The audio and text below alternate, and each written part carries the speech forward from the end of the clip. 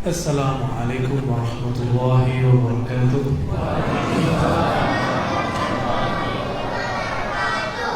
Alhamdulilladzi amarana bidzikri wa huwa az-zakiru wal mazkur.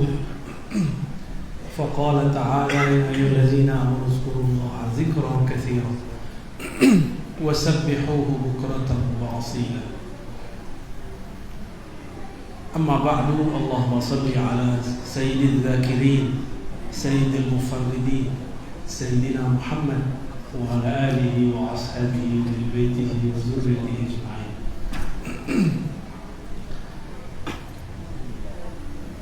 Aman Pak? Bismillah ya. Kita sama-sama baca. Bismillahirrahmanirrahim. La yadurru ma'asmihi syai'un fil ardi wa la fis samaa'i was-sami'ul 'alim. Dimaknai dengan nama Allah. Siapa yang bersama namanya maka tidak akan dirusak, disakiti, dimudaratkan, baik yang dari langit ataupun bumi. A'udzu bikalimatillahi tammat min syarri ma khalaq.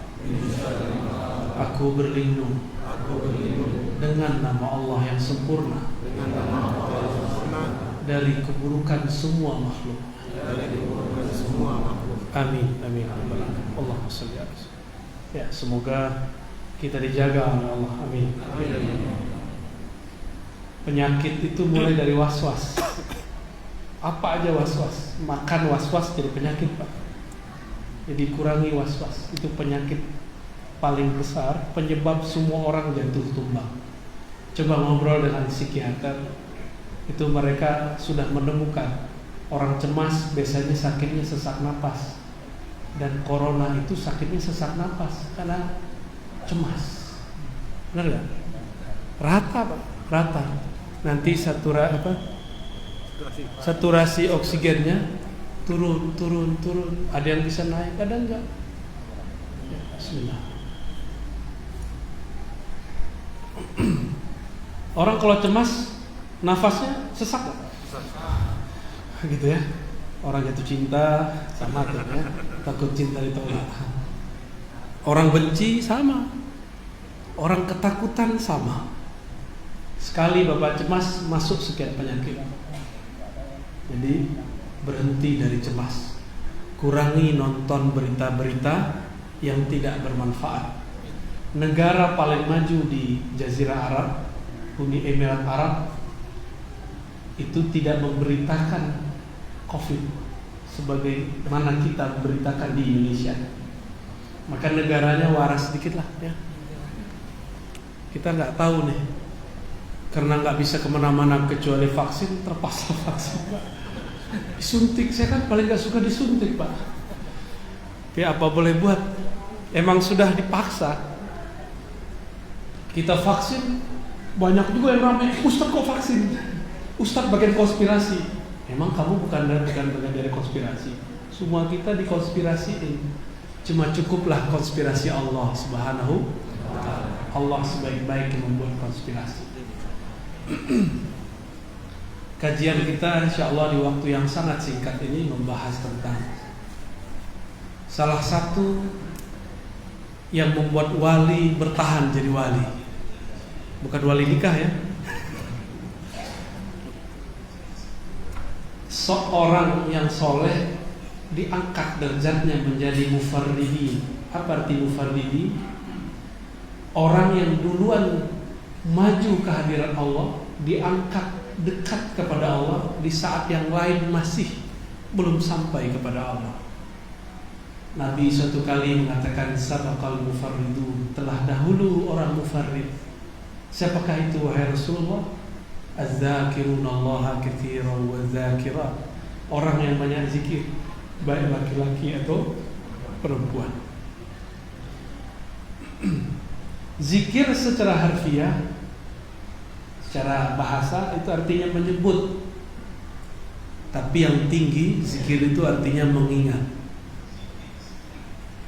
Bisakah mengingat sesuatu yang tidak pernah kita kenal? Bisa nggak? Ini Pak Peri ini orang pasar kan? Sebanyak itu orang belanja, kalau nggak kenal bisa ingat nggak? Nggak bisa ingat. Itu makhluk Pak, gimana kali?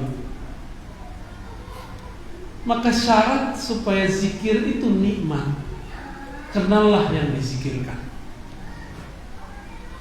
Kenali siapa yang kita sebut. Kalau kita kenal siapa yang disebut, maka zikir yang dianggap banyak terasa sedikit.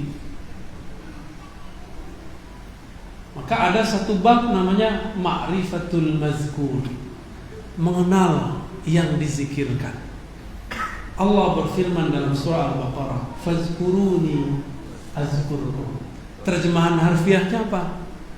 Sebut aku, ingat aku sebut engkau, aku ingat engkau. Itu terjemahan. Mau makna yang jauh, fazkuruni, kenang-kenanglah sifatku, namaku, kebaikan-kebaikan. Itu maknanya Pak. Kenalilah perbuatanku, kenalilah jasa-jasaku, kenalilah kebaikan-kebaikanku, engkau akan aku kenang kembali. Bisa dipahami? Surah Al-Baqarah itu ya, fazkuruni azkurkum.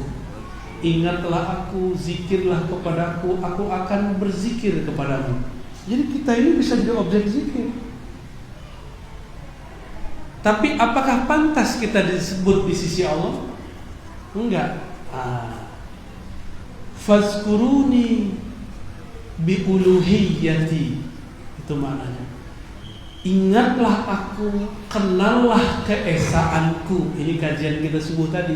Kul huwallahu ahad. Nyambung Pak kalau yang ngikutin dari pagi tadi. Kenalilah bahwa akulah yang esa, yang tunggal semata-mata. Walaupun kata orang corona ini diciptakan oleh ilmuwan, disebarkan oleh globalis, konspirator, tapi kalau Allah nggak izin jadi nggak? Jadi nggak? Maka bagi saya nggak masalah-masalah amat mau globalis kayak globokis kayak, atau globokis Pak, goblokis. Mau dia apa tersebut? Ada lagi istilah-istilah Inggris itu ya.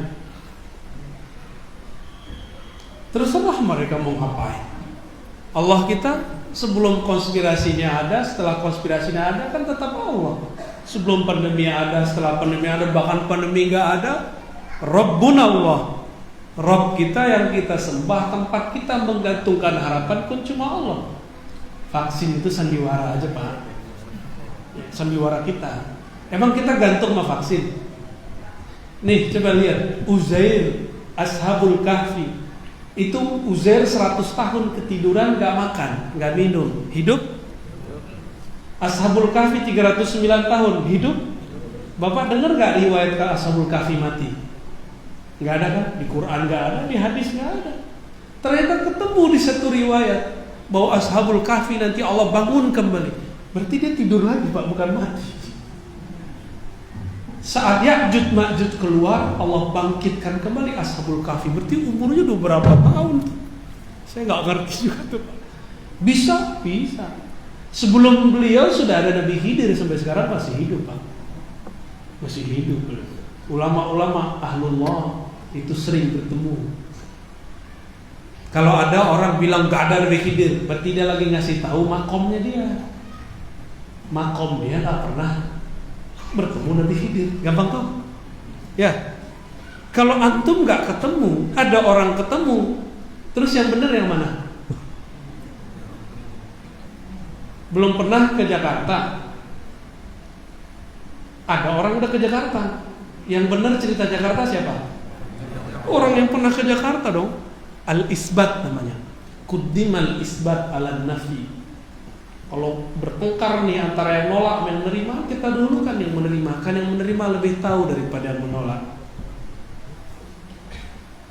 Jadi fazkuruni azkurkum. Kalau terjemahan kami, fa'rifuni a'rifukum. Kenalilah aku akan kenali engkau. Kalau kita sudah dikenal oleh seseorang, disebut-sebut nggak namanya? Dilihat-lihat nggak wajahnya? Ya, dicari-cari nggak di sosial media, di Facebook, dicari-cari siapanya orang. Dicari di YouTube, kalau ada di YouTube. Kalau nggak ada, cukup kemudian kita tanya kepada orang yang tahu. Wah, ini buku aneh nih, nggak sopan tuh. Ambil. Begini nih. Sohe. Nyampe nggak? Kedengeran jelas nggak? Jelas ya. Lain kali beli yang bagus sekalian. Taruh sini, biar tempel-tempelnya banyak. Mau 100 juga nggak apa-apa, kayak semut, kayak jamur pak. Nggak, kita nggak ngelarang teman-teman, silakan ambil kajian saya, ambil. Tapi kalau ngambil dari video orang, cantumkan riwayatnya, seperti nyantumin hadis, riwayat BPIR, gitu. Ada logonya ya. Kalau ngambil dari Irma Andur ya, tampilkan. Jangan nggak ditampilkan, itu namanya mudallis. Jika dulu ahli hadis menyebutkan satu riwayat, dia nggak ngaku bahwa dia dapat dari fulan, langsung dia bilang dari syekhnya fulan. Itu namanya mudallis. Gengsi nyebut nama fulan, kurang keren, maunya dia disebut sendiri, namanya mudallis. Pembohong tapi halus. Tapi bohong ini nggak dosa-dosa amat, cuma kurang ajar pak.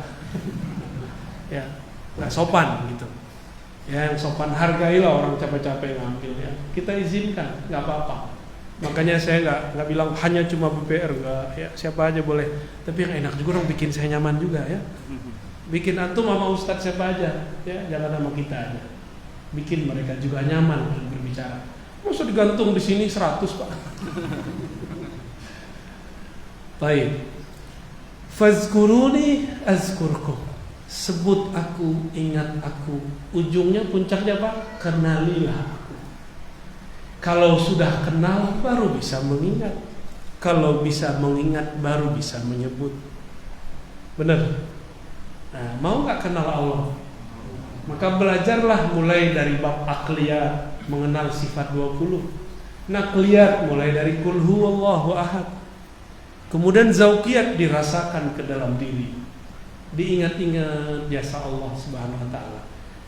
Ini zaman corona, tambah banyak orang putus asa dalam masalah rezeki. Benar. Padahal dulu waktu dia di dalam kandungan ibunya, dia nggak kerja apa-apa. Ibunya juga nggak pernah ngantarin makanan, tapi makanan tersalurkan lewat plasenta. Saya mau tanya nih ibu-ibu kah yang menciptakan plasenta itu? Hari-hari, ya. Hari-hari itu ibu-ibu yang buat. Jadi ibu kalau makan itu gimana? Nyopin anak, deh makannya gitu. Enggak kan? Masukin dulu ke mulut begitu enggak? Enggak. Siapa yang ngatur? Itu alam bawah sadarnya seorang ibu. Masuk pak. Nah kita ini produk itu dulu minum air ketuban, ya. Lupa ya. Berenang-berenang di perut ibunya itu. Lahir langsung kerja nggak? Langsung bisa jalan nggak kayak kambing? Tadi kita makan kambing di rumah Bapak Erik. Biar antum iri. Kambing baru lahir langsung berdiri. Langsung berdiri pak. Nggak pernah ngeliat kambing nih, sok kota ya. Kambing kalau baru lahir langsung berdiri pak. Langsung berdiri. Bisa nyari minum, bisa dia. Tapi yang pertama dia cari tetap susu ibunya. Kenapa? Karena kambing pun tahu secara insting dia belum cocok makan rumput. Cocoknya minum air susu ibunya. Bayi kita waktu bayi lebih lama. Kita menjadi pasif itu lebih lama. Di saat itu yang jamin rezeki kita siapa? Allah. Sekarang yang jamin sama nggak? Sama. Bedanya cuma formulasi aja pak. Dulu cara manggilnya nah, itu zikirnya anak kecil itu. Itu zikir itu pak. Kalau sekarang zikirnya ya Allah, corona ya Allah, banyak yang tumbang ya Allah, rezeki jangan putus. Itu kita zikir. Tapi saya mau tanya, sebelum corona ini Allah sudah tetapkan loh, zikir kita, rezeki kita berapa? Udah ya. Terus antum khawatir, kenapa khawatir? Berarti jangan-jangan Tuhannya ganti nih pas corona ini. Ya, ada Tuhan Coronawiah ya. Enggak, Tuhan kita sama. Allah itu uji kamu tanpa virus, ingat aku. Enggak, kamu sibuk mencari selainku. Dikasih virus, dikasih bencana, masih ingat Allah enggak? Enggak juga. Nanti enggak tahu deh apalagi yang dikasih ya. Nah, di saat kita dikasih bencana, ada berita-berita yang memalingkan pikiran kita dari Allah, benar nggak? Maka saran saya, mau hidup sehat nggak? Sehat pikiran. Kurangi nonton berita corona, ya. Mau sehat. Alhamdulillah, saya jarang Pak nonton. Kalau nggak lewat di sosial media kita nggak baca. Itu pun kita nggak tertarik baca. Biarin begitu. Si bayi yang dia makan pertama kali, yang dia minum pertama kali cuma air susu ibunya. Karena kalau dikasih nasi, dikasih roti, dikasih teh talua, dikasih durian, itu bisa rusak gak si bayi itu? Bisa mati gak dia? Nah, maka zikir itu ada zikir yang umum, ada zikir yang khusus untuk nutrisi badan. Zikir ini saya ngomong lebih serius Pak, hati-hati. Zikir itu ada takarannya, ada kurikulumnya. Kalau tidak, sama kayak orang minum obat bisa keracunan. Kalau obat keracunan tubuh rusak. Kalau orang zikir tidak tahu tekniknya, zikir itu bukan dengan fikir, zikir itu dengan kolbu, bukan dengan akal, tapi dengan kolbu. Kalau orang zikir dengan akalnya, dia akan mengakali makna zikir. Yang terjadi nanti gini Pak, ya, apa tuh? Kalau kata orang Jawa, sableng. Gendeng gitu. Emang gitu bacanya? Salah ya? Majnun. Ya, gilo. Miriam. Kalau halaj kan dia merasakan kesadaran yang tingkat tinggi. Di saat dia mabuk ma'rifatullah, dia berkalam sesuatu. Kalau ini enggak, belum mabuk udah begila dulu. Kenapa? Karena zikir tidak sesuai dengan dosis-dosis jiwanya, kolbunya. Jadi dalam bab ini wajib nggak punya guru. Di akhir zaman ini nanti nggak ada yang kita pelit-pelit Pak. Nanti kita kasih semua. Dulu itu Bapak kalau belajar zikir harus datang ke surau-surau, datang ke majelis-majelis khusus. Kalau nggak datang nggak dikasih. Cuma karena di Pekanbaru masih ada guru-guru zikir, saya tidak boleh bagi secara umum. Datangilah guru-guru itu. Ya, ini manas-manasin aja Pak. Mange-ange enggak. Kenapa? Ini adab kami sesama orang yang mempelajari ilmu zikir dan metode mengajarkan zikir. Alla yuhadditsa bi hadrati man huwa aula. Ini adab ahli hadis. Tidak boleh mengajar jika di situ ada orang yang lebih tua, lebih dahulu ada, apalagi lebih dulu jadi mursyid. Maka saya kajian begini, kalau udah datang-datang juga Ustaz, susah kalau ke situ. Ya udah, nanti kita kasih juga Pak. Tapi nanti sabar dulu. Masa baru datang pengajian sekali dua kali langsung kasih zikir? Nanti kebanyakan zikir antum pusing juga. Ustadz, kata Ustadz Fulan zikirnya ini, kata Ustadz kok zikirnya itu. Nah, disitulah perlunya kalau sedang latihan zikir, gurunya cukup satu. Kalau sudah selesai satu metodologi zikir, boleh nambah guru. Paham? Bukan dilarang antum berguru banyak, tapi kalau sedang sekolah di suatu madrasah, satu sekolah, cukup sekolahnya atu dulu, kepala sekolahnya atu aja dulu, bener. Supaya apa? Supaya kurikulumnya nggak tabrakan. Bukan dilarang, selesai pindah aja nggak apa-apa. Itu maksud para masyayikh, jangan banyak-banyak guru dulu kalau belajar zikir. Jadi kenapa nih, mohon maaf, ini para jamaah ini saya lihat ada gurunya 5, ada gurunya 7, ada gurunya minus. Ya, jadi bingung. Kemarin ustadz ini ngajar zikir ini, ustadz fulan datang dari Jawa, zikirnya ini. Ustadz fulan datang dari Jakarta, lain lagi. Datang dari Padang, lain lagi. Datang dari Medan, lain lagi. Kan bingung kan? Yang tahu murid ini seharusnya zikirnya apa, itu sama dengan dokter. Dokter tuh tanya dulu, diagnosa dulu.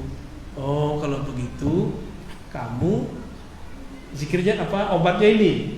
Biasanya dokter nanya nggak, pernah minum obat apa aja gitu nggak, alergi apa aja, benar nggak? Sama Pak, seorang tabib kolbu, dia dengan kolbunya bisa nanya. Kalau nggak nanya pakai lisannya. Udah pernah belajar torikot apa? Gitu paling pura-pura nanya beli itu, padahal dia tahu.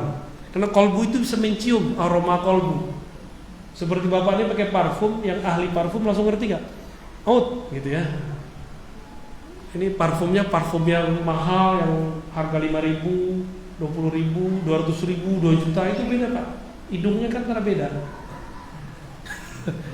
Maaf Pak ya.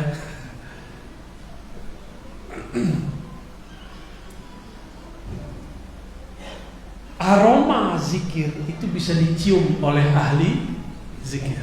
Bisa dicium, bisa tercium Pak. Itu nggak bisa dibuat-buat, emang begitu adanya. Bukan berarti itu alam gaib, itu kan masih zahirnya kita, cuma zahir yang agak ke dalam. Itu aja bedanya.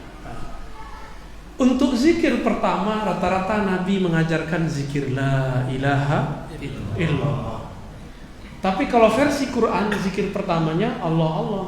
Iqra bismi rabbikal ladzi khalaq. Bacalah nama Rabbmu. Siapa nama Rabbmu? Allah. Berarti zikir pertama Allah Allah. Tapi kalau lewat hadis, Sayyidina Ubadah ibn Samit itu meriwayatkan, satu kali Nabi SAW saat kami berkumpul-kumpul mengatakan irfa'u aydiyakum, angkatlah tangan kalian. Suruh angkat tangan. Summa qulu la ilaha illallah. Nah, nanti ada masanya saya talkinkan semua yang hadir. Kan ini namanya talkin jama'i, talkin umum, bimbingan umum. Bimbingan umum boleh. Ada bimbingan khusus, nggak boleh kita ajarkan depan orang. Kecuali orangnya udah paham semua. Tapi di akhir zaman dikasih juga bahkan. Ini kan akhir zaman kan. Bapak dulu mau cari hadis harus melewati 3 negara.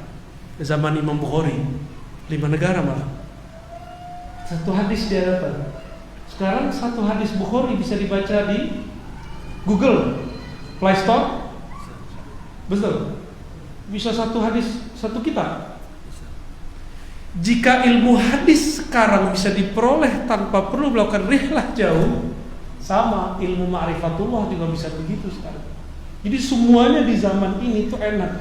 Semuanya Allah pendekkan perjalanan. Makanya Bapak bisa menyaksikan kajian saya lewat YouTube. Kajian yang dulu kita dengar orang tua-tua dulu di kampung ngaji begitu, sekarang dibawa ke kota. Kata teman yang hasad, Pak Jatuh Ar-Razi itu kaji-kaji tinggi dibawanya ke umum. Bilang aja iri nggak? Ente nggak bisa jelasin, kasih tahu aja sama kita, nggak apa-apa kok. Kalau antum nggak sanggup menjelaskannya karena nggak tahu cara menjelaskannya, nggak usah hasad. Katakan seperti Imam Ghazali katakan, alhamdulillah sudah ada orang yang Allah kirim untuk menjelaskan ilmu yang dulu rumit sekarang jadi gak rumit. Katanya ilmu di kampung. Kalau kampung kampungan dong. Kata orang kota yang tinggi ilmu kota. Kok yang tinggi ilmu kampung? Oh ternyata emang ilmu-ilmu di perkampungan dulu tinggi-tinggi Pak. Maka kitab-kitab dulu yang dikaji di majelis-majelis besar, namanya kitab At-Tufa Al-Mursalah. Bisa diulang nggak Pak nama kitabnya? At-Tufa. Ya. Apa artinya itu? Apa aja lah. Itu sekarang dikaji di mana-mana Pak. Kenapa saya berani kaji itu? Orientalis saja baca kitab itu. Lalu mereka menafsirkan sendiri. Di kampus-kampus profesor doktor mengkaji itu, tapi mereka berbicara persepsi mereka. Bahkan di kampung-kampung orang yang tidak punya mursyid yang usul kepada Allah, kemudian menyelewengkan kitab itu. Terus kita harus diam. Gak boleh diam. Maka saya kemudian minta istikharah kepada Allah untuk diizinkan mengajar kitab itu. Kita mulailah mengajar kitab itu. Di blacklist juga kita mau orang-orang Pak. Ya bagi saya nggak masalah. Yang penting nama saya tidak di blacklist di sisi Allah Subhanahu wa Ta'ala. Biar di blacklist orang. Ya. Di zikir yang paling awal, tapi itu adalah zikir paling tinggi. Apa itu? Afdalul dzikri la ilaha illallah. Zikir yang paling tinggi adalah la ilaha illallah. Ya. Imam Ad-Dusuqi di akhir kitabnya Hasyiah terhadap kitab Aqidah As-Sunusiyah yang dipakai di kitab-kitab Ahlus Sunnah. Ini banyak nih sekarang kiainya Ahlus Sunnah, tapi madrasahnya, pesantrennya udah gak mengajarkan kitab Ahlus Sunnah Pak. Banyak. Bahkan ada tarekat punya pesantren, pesantrennya tidak mengajarkan akidah Ahlus Sunnah. Udah banyak sekarang ketipu. Yang diajarkan uluhiyah, rububiyah, asma wa sifat versi seberang, bukan versi Ahlus Sunnah. Akhirnya nggak nyambung kalau kita ngobrol. Ya. Apa kata Nabi? Innal imana bid'u wa sittuna syu'bah. Iman itu yang paling tinggi ada 60-an lebih, 70-an lebih. Yang paling tinggi dari 60-an itu adalah la ilaha illallah. Kok bisa? Padahal itu udah kita dengar dari dulu. Ternyata yang membedakannya adalah ada orang membacanya cuma dengan lisannya, ada orang yang membacanya dengan akalnya, ada orang yang membacanya dengan kolbunya, ada orang yang membaca dengan ruhnya. Beda nggak? Beda hasilnya. Kalau cuma dengan lidah membaca, pikiran jalan-jalan, pikirannya piknik Pak. La ilaha illallah, la ilaha illallah. Lama-lama jadi nggak jelas ya. Tapi kalau dia baca dengan akalnya, akal terasa berat. Tadi waktu kita ngaji tauhid sama kawan-kawan sahabat-sahabat Syatariyah, itu yang hadir ada beberapa kawan kita juga. Apa kata dia waktu di lift? Pecah kepala ya. Kita cari udah ada pecah. Itu bahasa mubalagh, bahasa majazi. Kalau ini materi baru bagi dia, karena dia menerimanya dengan akal berat. Kalau dengan kolbu ringan. La ilaha illallah, pikirannya banyak. Sekarang kita fokus, tidak ada yang perlu diingat, tidak ada yang perlu dipikirkan kecuali Allah. Susah itu Pak. Oleh karena itu, ulama ahli zikir, ulama-ulama thariqah sufi mendapat ilham wa fi anfusikum afala tubsirun, di dalam dirimu apakah kau tidak memandang. Supaya pikiran tidak kemana-mana, mereka ajarkanlah namanya titik-titik imajiner, titik-titik khayali di dalam diri. Kalau orang agama seberang bilangnya cakra, kita nggak nyebut begitu, kita nyebutnya titik latifah. Ini saya nggak boleh kasih tahu juga, tapi antum kalau googling bisa ketemu. Dibawa dari bagian perut, dibawa ke ubun-ubun, terus kemana lagi, lalu dihunjam ke dalam kolbu. Supaya apa? supaya pikiran tidak bergerak kemana-mana. Maka dikunci dengan titik-titik itu, disebut la makusah. Dia seperti lam alif tapi terbalik. Lam alif kan begini, dibalik Pak. Supaya apa? Supaya pikiran tidak kemana-mana. Karena Bapak ini kalau zikirnya pakai fikir, pasti pikirannya kemana-mana. Maka dibawalah pikiran itu diterima, dibawa ke ubun-ubun, dibawa dulu jalan kemana-mana, baru dihunjam illallah, masuk ke relung kolbu, masuk ke alam kolbiyah. Udah, pikiran gak kemana-mana lagi, dia sudah nyaman di dalam kolbu. Jadi ini saya kasih nih filosofi, kalau antum nanti belajar dengan mursyid siapapun, terus dikasih tarik zikir dari pusar ke bagian ini, ke sini, ke sini. Itu bukan bid'ah Pak. Itu malah bagus. Supaya apa? Supaya tidak berpikir macam-macam.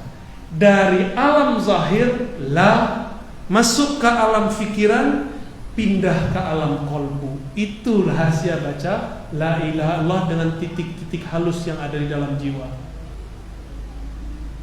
Buya Alnof udah pernah belajar itu dulu. Mana Buya Alnof?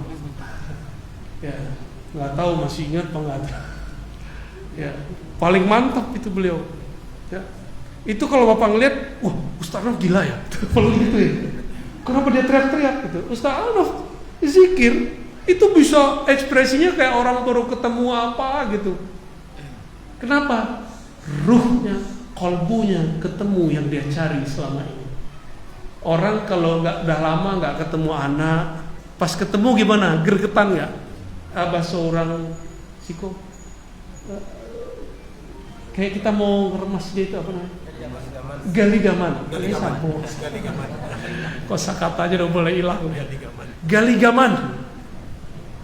Geli aja, gergetan, kayak mau cubit gitu ya.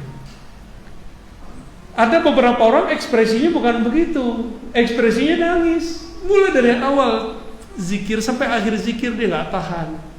Seperti seorang ibu-ibu nggak tahan ketemu anaknya udah lama nggak ketemu. Apa kata dia? Aduh udah nangis. Beberapa orang kalau ketemu orang yang dia kasihi, dia cintai, bisa pingsan. Ada nggak? Ada yang pingsan Pak. Itu kalau dalam ilmu zikir disebut fana, karam. Ya. Mau ketemu, pas ketemu pingsan, kan lucu. Ya, kok bisa pingsan? Karena jiwanya tidak sanggup menahan luapan rindunya. Nah, kalau bisa ditumpahkan lewat air mata, nangis dia. Ditumpahkan lewat tangan kemudian gemes itu. Ditumpahkan lewat suara, keluarlah teriakan zikir yang keras. Kenapa orang berzikir keras? Karena itu ekspresi mengalirkan, menghabiskan, menyalurkan kerinduan. Kalau Bapak nonton bola mau masuk Pak, tapi mulutnya ditutup, gitu kan? Benar kan? Sama, Bapak pergi ke surau-surau tarekat, gurunya bilang nggak boleh bersuara. Tapi nggak diajarin tekniknya, seharusnya badannya dilemeskan, dilembutkan. Ini muridnya tutup mulut, nggak boleh bersuara. Akhirnya muridnya kalau zikir dikira kesurupan, padahal dia sedang menahan hasrat kerinduannya kepada Allah Subhanahu wa Ta'ala. Yang nggak ngerti, wah itu perlu diruqyah tuh. Yang ngomong perlu diruqyah ya, kita ruqyah sini deh. Sok-sok ngerti. Orang zikir begini gak perlu diruqyah. Kalaupun ruqyahnya bukan ruqyah baca-baca begitu. Dia ruqyah juga, ruqyah tazkiyatun nafs. Jadi paham kenapa ada orang di surau-surau tertentu, di majelis-majelis zikir, begitu badan gitu ya. Saudara-saudara, tolong jangan suuzon ya. Kalau dibuka Pak, dia menjadi zikir keras, Allah gitu, Allah. Apakah sahabat belum gitu? Ada Pak, coba aja dilihat, ada riwayatnya, ada hadisnya, hadis Imam Ahmad, hadis Tabarani, Abu Nu'aim, Dailan. Imam Suyuti kumpulkan itu. Uzkurullah, sebutlah Allah hatta yaqulul munafiqun, sampai orang munafik menuduhmu muraun, kamu ria, kamu gila, majnun, ya kan? Maka siap-siap wahai pencinta zikir, antum akan dituduh gila. Marhaban ayyuhal majnun. Abdurrahman Al-Jami, seorang imam waliullah, karena ahli zikir yang sudah cinta kepada Allah, kasmaran bertuhan, itu disebut gila. Dia tulislah kitab Al-Laila wal Majnun. Wal Majnun itu sufi salik yang sedang kasmaran jatuh cinta kepada Allah. Udah punya belum bukunya? Belum. Nah, kalau mau paham maksud saya, baca buku itu ya. Udah ada terjemahannya belum? Belum ya? Ya salah ya, belum ada ya. Itulah enaknya kalau bisa baca bahasa Arab ya, biar stres gitu kalau itu.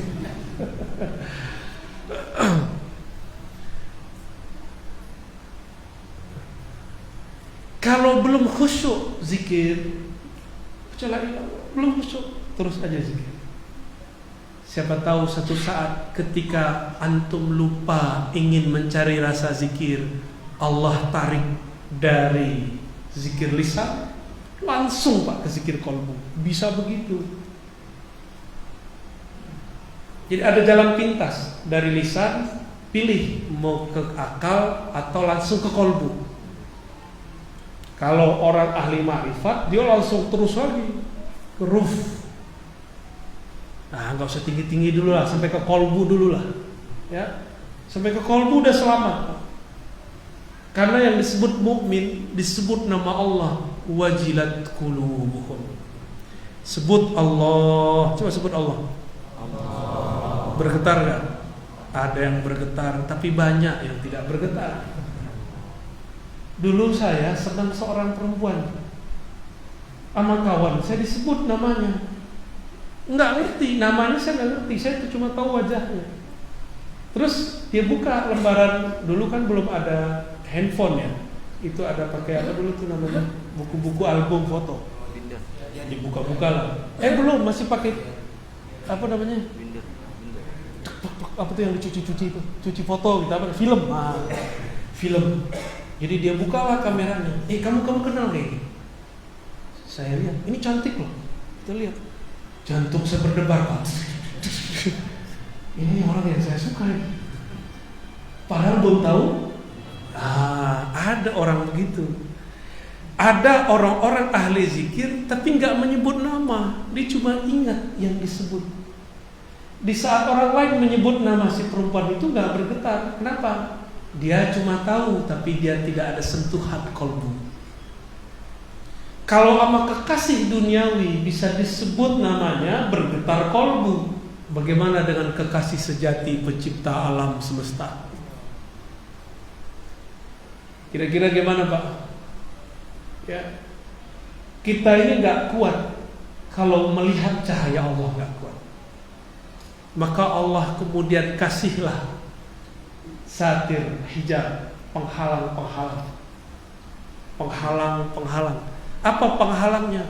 Alam semesta, diri kita, namanya, sifatnya. Kita nggak bisa langsung melihat zatnya. Maka zikir kita yang biasa-biasa aja dulu, minimal sampai ke zikir qalbi. Ya. Kata Imam Athaillah As-Sakandari sebagai penutup, ya, la tatrukiz dzikra li'adami hudurika. Jangan kamu tinggalkan zikir meskipun engkau tidak merasa hadir khusyuk kepada Allah. Siapa tahu di saat engkau lupa, engkau mencari nikmat zikir, Allah angkat jiwamu, Allah angkat qalbumu, sehingga engkau merasakan yaqzah, kesadaran berzikir. Bisa begitu ya. Saya datang dulu kepada guru saya Abuya Hasan Basri di sono di Payakumbuh Pak Pilada. Itu dulu ulama termasuk paling alim di tempat kita. Beliau ini saya datangi umur saya baru 12,5 tahun. 12,5 kelas berapa tuh? Ya, tapi saya duluan sekolah Pak, itu kelas 1 sanawiyah. Saya setahun lebih awal masuk. Jadi kelas 1 Sanawiyah, ujung tahun saya dibawa oleh ayahanda saya masuk ke majelis Abuya Syekh Hasan Basri, ulama ahli zikir. Murid dari Syekh Jamil Jauh, murid dari Syekh Zakaria Labaisati Malalo. Jauh ya. Ya. Udah wafat Pak. Tapi ngeliat jenggot Bapak, wajah Bapak saya ingat beliau. Walaupun beliau gak berjenggot banyak Pak ya. Gak berjenggot malah. Abis sholat Isya beliau zikir, afdalu dzikri la ilaha illallah. Itu saya udah gak ada Pak. Saya udah gak tahu lagi. Kita kemana aku udah gak tahu. Tahu-tahu pas sadar orang udah selesai sholat sunat. Berarti dari awal la ilaha illallah, doa, sholat sunat. Saya sadarnya waktu nikmatnya waktu itu sampai sekarang gak bisa lupa. Belum tahu namanya, tapi sekali disebut dia langsung kita gak kuat, fana. Ekstase bahasa orang kampus. Kalau ada dulu orang ketemu artis, ini kan anak-anak muda dulu ada demam Korea. Pas ketemu artis pingsan, mirip-mirip begitu tuh. Itu saya udah kepala udah di bawah. Udah nggak tahu. Nah itulah maknanya tadi. Namanya belum tahu, tapi pas disebut langsung bergetar. Karena kita masih kecil, belum kuat menahan kuatnya zikir, akhirnya kita tumbang. Maka bergurulah kepada ahli zikir, dia nanti akan memberi dosis-dosis zikrullah. Ya, udah jangan ditunggu lagi Pak, udah keburu corona. Ntar kalau antum nggak belajar juga antum kena corona kali. Ya, corona karena. Gimana Pak? Sholat dulu. Pada sholat bisa. Oke. Ini langsung komat aja kali ya. Biar cepet. Langsung komat, kita sholat sunatnya nanti langsung. Oke? Baik. Naktafi bilhamdulillahi rabbil alamin.